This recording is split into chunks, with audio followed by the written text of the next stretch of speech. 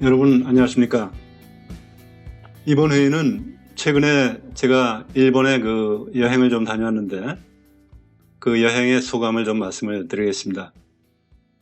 오사카 공항에 23년 10월 10일 도착을 해서 16박 17일 동안 자동차로 이렇게 돌아오는 그러한 여행을 했습니다. 몇 년 전에 저는 그 일본의 NHK 대하 드라마 아츠히메라고 하는 드라마를 본 적이 있습니다. 일본 근대화기에 이제 젊은 사무라이들, 이 사람들이 근대화에 어떤 역할들을 했었나 하는 그런 내용들이 쭉 나오고, 그 중에 특히 그 아츠히메라고 하는 그 여주인공은 가고시마에서 나서 에도 막부의 13대 쇼군의 이제 아내가 됐던 그런 그 사람입니다. 이 사람들이 일본 근대화를 이끄는 주역으로 활약을 하고, 이것이 말로만이 아니고 사츠마라든지 조슈의 그 막강한 이 번의 동맹을 성사시켜가지고 쇄국으로 버티려고 했었던 막부의 말하자면 팔을 비틀어서 메이지 혁명의 길로 이끌었던 그런 그 역사가 전개가 되죠. 그래서 이 역사 기행을 좀 중심 테마로 하면서 또 일본을 이제 시골까지 한번 돌아보는 그런 답사 여행을 했습니다. 11일 날 처음에 답사한 지역은 이세반도입니다. 이 지역은 오사카의 그 동쪽 반도, 이세반도라고 하는 그 지역이죠. 일본의 고대 건국 신화 시대 야마토국이라고 하는 그 나라가 있었는데, 그 나라가 도읍을 정하고 있었던 그런 지역입니다. 그 뒤에 나라, 헤이안 시대, 이걸 거치면서 유적들이 많이 분포가 되어 있는 그런 지역이기 때문에 여기를 제대로 보려고 하면 뭐 한 일주일 이렇게 걸리겠지만, 저는 일정상 수박 겉핥기식으로 하루 만에 이렇게 쭉 돌아봤습니다. 그래서 그곳에 있는 아스카 무라라고 하는 아스카의 유적들, 그리고 어떤 신사, 이런 신사들을 좀 돌아봤습니다. 그 아스카 지역은 당시에 한반도의 그 신라 백제 고구려가 삼국이 서로 힘을 겨루던 시기에 일본의 이제 국가가 이렇게 세워졌는데, 그 당시에는 한반도 등지에서 도레인이라 해가지고 건너오는 사람들이 같이 많이 살았고, 일부는 또 지배층이 되기도 했던 그런 역사를 우리가 거기서 이제 볼 수가 있습니다. 그 다음날 우리는 일본에 이제 큰 호수가 있죠. 비와호라고 하는 그 호수가 있는데, 이세반도에서 비와호로 가는 길에 귀실 신사라고 하는 신사, 조그마한 신사를 좀 답사를 했습니다. 이 신사는 한반도에서 백제 사람이 이제 건너와가지고, 이 사람의 이름은 귀실 집사라고 하는 분인데, 뛰어난 그 지식인이고 해서 이 지역에 온 후에 고관을 지냈습니다. 그리고 나중에 이제 존경을 많이 받았는지 그 사람의 묘가 이 신사 본전의 그 석상으로 모셔져 있고 하는 것을 봤을 때 서기 500년경에 특히 백제와 일본은 교류가 많은 관계였던 것 같다 하는 것을 알 수가 있습니다. 백제로부터 온 그 지식인을 어떤 거부감 없이 인정해주고 더욱이 죽은 뒤에 신사에 이렇게 모신 것을 볼 수가 있었던 것이죠. 그 다음날 10월 13일에는 교토 여행을 했습니다. 교토는 뭐 너무나 유명한 그 우리나라의 경주와 비슷한 그런 도시이기 때문에 여행들 많이 가시죠. 8세기 말의 헤이안 시대로부터 메이지 유신 직전까지 일본의 천황이 거주했던 곳입니다. 그래서인지 다도라든지 꽃꽂이 같은 정교한 문화가 교토에서 꽃이 피었죠. 첫 방문지로서는 은각사의 그 일본식 정원을 둘러봤습니다.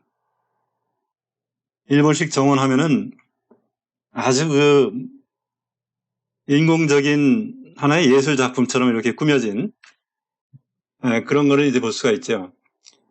탐방로 길가에는 이끼풀이 곱게 입혀져 있고 해서 전체적으로는 자연스럽고 맵시 있게 이렇게 돼 있는데 자세히 보면은 철저히 인공적이다 하는 것을 느낄 수가 있습니다.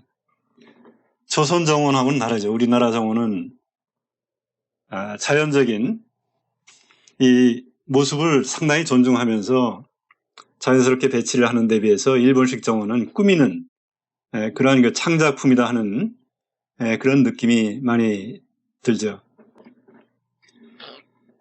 교토에서 역사적인 두 인물을 좀 찾아보는 그런 답사를 했습니다. 한 사람은 오다 노부나가라고 하는 일본을 통일하려고 했었던 세 사람이 있죠. 오다 노부나가, 도요토미 히데요시, 그리고 마지막에 이제 정말 통일을 이루었던 사람이 도쿠가와 이에야스입니다. 이 오다 노부나가가 다른 번을 점령하면서 이제 천하에 무를 펼치는 것이 나의 그 사명이다 하는 식으로 이 무를 숭상을 했었던 그런 그 다이면데 영웅이라고 볼 수 있죠. 일본의 영웅. 이 사람이 교토의 그 혼노사에 유숙을 하던 중에 측근 부하의 습격을 받고 죽었습니다.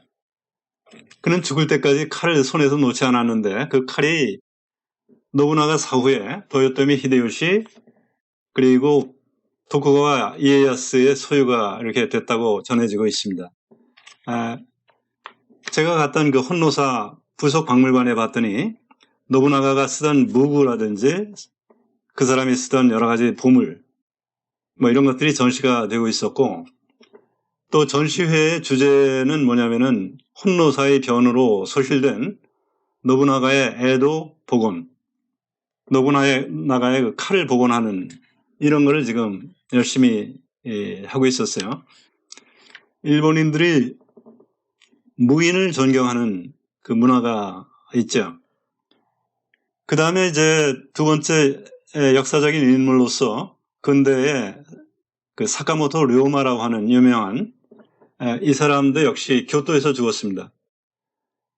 혼노사 근처에 바로 이 오미야 여관이라고 하는 곳에서 자객의 칼을 맞고 죽었는데 이 사람은 이제 죽기 1년 전인가 이제 사조 동맹을 성사시키는 중요한 역할을 했죠. 일본 근대화의 숨은 공신으로 추앙을 받고 있는 사람입니다. 마루야마 공원이라고 하는 이 공원에서 료마와 그 친구 나카오카 신타로라고 하는 사람이 동상이 세워져 있는데 이곳을 찾아가지고 료마 동상 앞에서 기념사진을 하나 찍었습니다. 짧지만 역사의 그 큰 획을 그은 두 사람의 그 행적을 탐방을 했던 하루라고 볼 수가 있죠.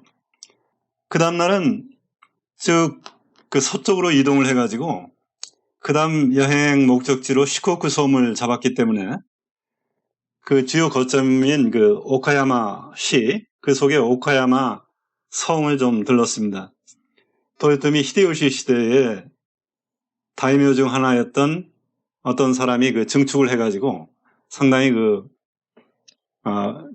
앞에 흐르는 강이 하나의 천혜의 해자가 되어 있는 이런 거성을 만들어 놓은 곳이 오카야마 성입니다.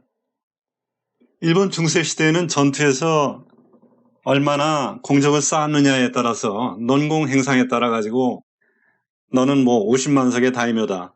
너는 30만 석의 다이묘다. 이런 것이 딱 결정이 되죠. 변명이 필요 없습니다.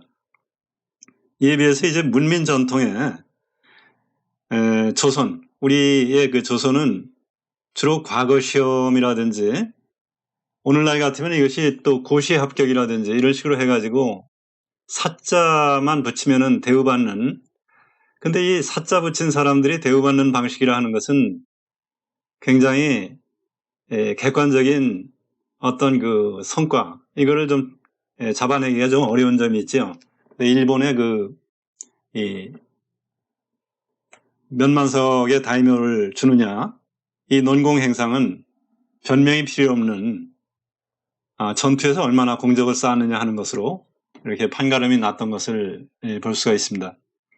그 다음날 이제 시코쿠 섬으로 들어갔는데, 섬으로 들어갈 때 다리가 하나 놓여 있지만 그쪽으로 가지 않고 나오시마 섬이라고 하는 곳을 들러서 그 섬에는 현대 미술로서 이제 설치 미술을 다양하게 꾸며놓은 그런 작품들이 섬 여기저기에 이렇게 장식이 되어 있습니다.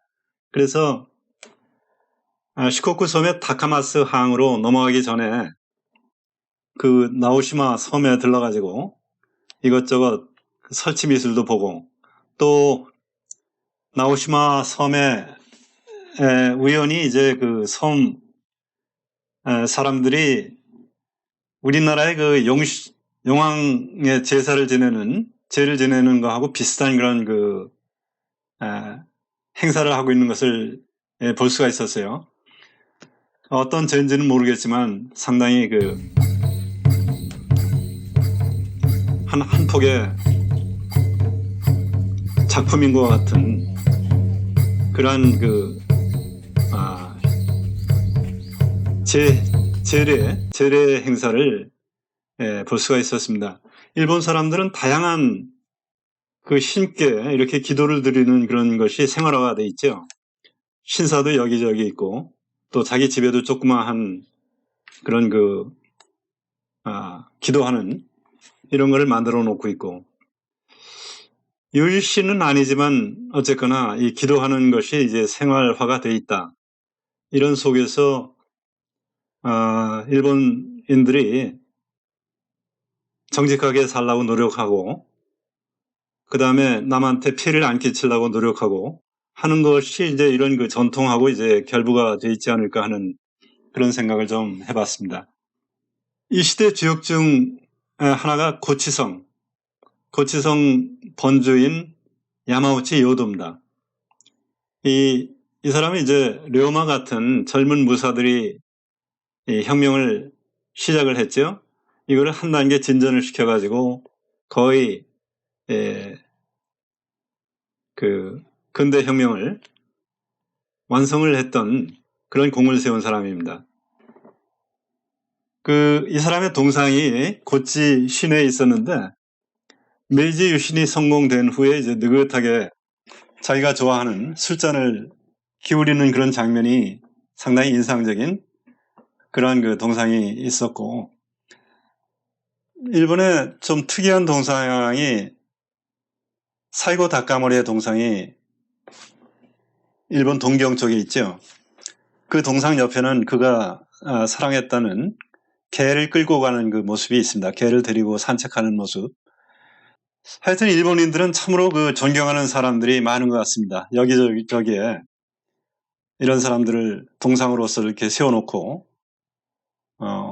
존경, 숭상을 하고 있는데 우리가 좀 배워야 할 점이 아닌가 하는 그 생각이 들었습니다. 이제 태평양 바닷가 그 언덕 위에 세워진 료마의 동상을 보러 갔습니다. 이 사람이 이제 그 바로 이 고치 지역, 여기서 난 그 하급 무사였죠. 지금으로 말하자면은 일종의 무슨 초급 장교도 아닌, 어쩌면은 하사관 정도 되는 그런 그 신분이라고 볼 수 있습니다. 나라의 장래를 놓고 걱정을 하면서 이 사람들이 하급 무사로서의 차별받는 그런 신분이었음에도 불구하고 이 국가의 근대화가 절실히 필요한 그런 시점에 훌륭하게 자기들 나름대로의 그 역할을 잘 해가지고 나라 전체를 변화시키는데 역사적인 그런 공헌을 했다. 이런 생각을 해보자면은 참 우리가 배워야 할 점이 많지 않은가 그런 생각을 좀 해봤습니다. 료마의 동상을 바라보면서 나도 초급 장교로 이제 전역을 했던 그런 군대 경력을 가지고 있는데 나는 어떤 역할을 할 수 있을까 생각을 해보면서 혼자 좀 웃음을 지었습니다. 규슈 쪽까지는 다시 페리 배를 타고서 이제 넘어갔습니다. 거기서 페리 배를 타고 넘어가면은 바로 또 우리가 여행을 많이 가는 백두 온천 쪽이 됩니다. 거기서 이제 온천을 하고 쭉 남쪽으로 내려오면은 가고시마가 있죠.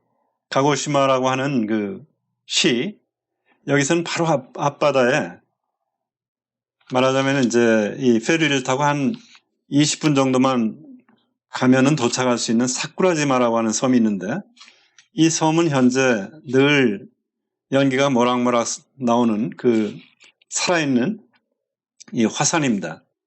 마침 제가 갔던 날에 이것이 이제 하나의 분화하는 그런 현상이 가끔 일어나는데, 대단한 그 뭉게구름이 피어올랐던 그런 장면을 이제 볼 수가 있었습니다. 이 가고시마에서 가고시마 영주였던 사람은 근행교대라고 하는, 뭐 2년에 한 번이라고 하죠. 몇 달에 걸려서 에도까지 가서 그쪽에서 이제 근무를 하다가 또 내려와서 영지에서 근무를 하는 이러한 그 근행교대라고 하는 제도가 있었습니다. 이 영주들이 에도에 올라갈 때 혼자만 가는 것이 아니고 수많은 이 사무라이들이 도요를 해서 이 영주의 이 신변도 보호하고 하면서 이제 올라가는 것이 장관이죠. 그러한 모습, 그런 일을 하려다 보니까 일본 중세 때에도 넓은 이 간선 도로가 에도에서 밑에 지역까지 쭉 발달이 돼 있어야만 됐었다. 이런 것을 봤을 때 우리는 중세에 봉건제도라고 하는 것이 없어서 중앙 집권적인 그런 한 가지 형태로서 이제 500년을 흘러왔는데, 이것이 그렇게 되다 보니까 이 어떤 경쟁에 의한 발전, 이것이 일본만큼 자연스럽게 이루어지지 못하고 이 왕이 무엇을 중시하느냐, 말하자면 이제 성리학 이거 하나에 목숨을 건 그런 그 세월을 보내는 것이 우리가 일본 역사하고 우리 조선의 역사하고의 그 큰 차이를 만들었던 게 아닌가, 그런 생각을 좀 해봤습니다. 일본 마을에는 군데군데 이제 아름다운 마을들이 있는데, 이 아름다운 마을의 특징은 마을을 돌아 흐르는 그 작은 운하가 있습니다. 이 운하에 관광객을 태우고 지금도 이렇게 조각배가 다니고 있고, 이걸 긴 장대 가지고서 그 선주가 이걸 운전하고 다니는 거죠. 그리고 이제 그 위에 길가에는 인력거꾼이 관광객을 골목골목에 이제 아름다운 그 모습을 볼 수 있게 이렇게 인력거로서 태워주는 그런 모습을 좀 볼 수가 있었습니다. 이와 같이 일본 사람들이 아름다운 마을이라고 하면서 중세적인 이 동네 모습을 갖다가 잘 보존하고 이런 것이 여기저기에 이제 많이 남아 있는데, 우리 같으면은 이 중세적인 모습이 과연 어디에 남아 있는가? 뭐 서울 같으면은 인사동, 북촌 뭐 이런 쪽이라고 볼 수 있겠죠. 이 규슈 섬에서 쭉 북쪽으로 올라가면서 요시노가리라고 하는 2500년쯤 전에 야요이인들이 거주를 했었던 선사 유적지를 들렀습니다. 여기는 도레인이라고 하는 한반도 쪽이라든지 이쪽에서 이제 일본 땅에 사람들이 건너가기 전에 이미 먼저 가가지고 이제 도착을 했었던 토착민이 야요인이죠. 그 전시관에는 야요인과 도레인의 그 두 상을 비교를 해놓고 있는데, 도레인은 언뜻 보기에 나와 같은 그 북방계 계통인 듯하고, 야요인은 약간 남방계 계통으로 그 두 상이 그렇게 이제 보였습니다. 쭉 올라오면서 이제 히로시마 역사 자료관에도 들르고 고베에 들러서 하벌랜드라고 하는 쇼핑지구 이쪽에서 이제 여러 가지 또 쇼핑도 좀 해보고 이렇게 하면서 16박 17일간 약 한 3,700km 그 여정을 좀 이 시골 동네를 주로 찾아서 돌아다녀 봤습니다. 일본 사람들이 상당히 친절하다 하는 얘기는 많이 들었지만 이 하벌랜드에서 어떤 쇼핑 품목을 잘 몰라가지고 이런 거를 어디서 사면 좋겠느냐 하는 식으로 지나가는 젊은 여성에게 길을 물었더니 제가 들었던 대로 이 여성은 가던 길을 되돌아가서 자기가 왔던 길을 우리를 뭐 한 150m나 이렇게 안내를 해가지고는 그 가게 앞에다가 알려주고는 다시 자기 가던 길을 가는 것을 볼 수가 있었어요. 상당히 친절한 사람들이다 하는 느낌이고, 제가 운전을 하고 다녔었기 때문에 일본 사람들의 운전하는 모습을 한 보름간 잘 볼 수가 있었습니다. 상당히 질서 있고 운전을 하면서 시골 같으면은 국도, 시골의 좁은 국도는 50km가 이제 제한 속도고, 고속도로는 뭐 80km 뭐 이런 식으로 돼 있는데 그 속도를 잘 유지하면서 아주 질서 있게 이렇게 운전하는, 질서가 몸에 밴 사람들이다 하는 그러한 인상을 받았습니다. 뭐 짧은 기간이지만 일본 자유여행으로서 이 자동차를 타고 다녔던 그런 그 사진들을 여러분들에게 약간의 그 해설과 더불어서 소개를 드렸습니다. 감사합니다.